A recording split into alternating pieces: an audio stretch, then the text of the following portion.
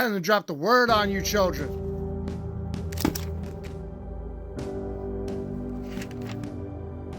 Matthew 17. 6 days later, Jesus took Peter, James, and his brother John to the top of a high and lonely hill.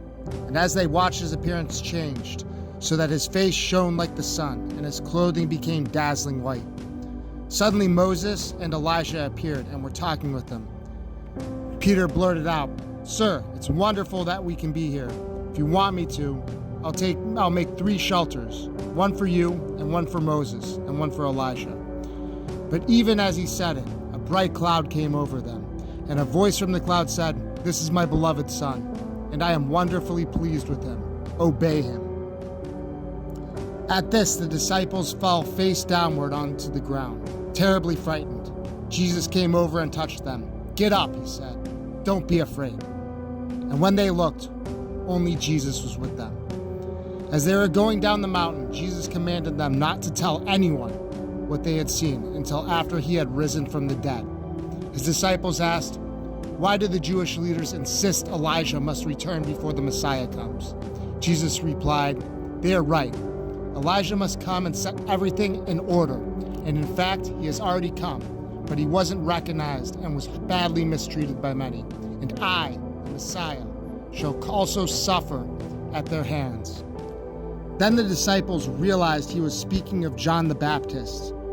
When they arrived at the bottom of the hill, a huge crowd was waiting for them. A man came and knelt before Jesus and said, "Sir, have mercy on my son, for he is mentally deranged and in great trouble. For he often falls into the fire or into the water. So I brought him to your disciples, but they couldn't cure him." Jesus replied, "Oh, you stubborn, faithless people. How long shall I bear with you? Bring him here to me." Then Jesus rebuked the demon in the body and left him. And from that moment, the boy was well. Afterwards, the disciples asked Jesus privately, "Why couldn't we cast that demon out?" "Because of your little faith," Jesus told them.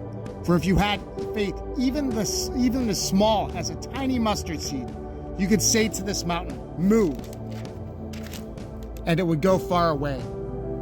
Nothing would be impossible, but this kind of demon won't leave unless you have prayed and gone without food." One day, while we were still in Galilee, Jesus told them, "I am going to be betrayed into the power of those who will kill me, and on the 3rd day afterwards I will be brought back to life again." And the disciples' hearts were filled with sorrow and dread. On their arrival in Capernaum, the temple tax collectors came to Peter and asked him, "Doesn't your master pay taxes?" "Of course he does," Peter replied. Then he went into the house to talk to Jesus about it. But before he had a chance to speak, Jesus asked him, "What do you think, Peter? Do kings levy assessments against their own people or against conquered foreigners?" "Against the foreigners," Peter replied. "Well then," Jesus said, "the citizens are free. However, we don't want to offend them. So go down to the shore and throw in a line and open the mouth of the first fish you catch. You will find a coin to cover the taxes for both of us. Take it and pay them." You heard the man. He said, "Move the mountain.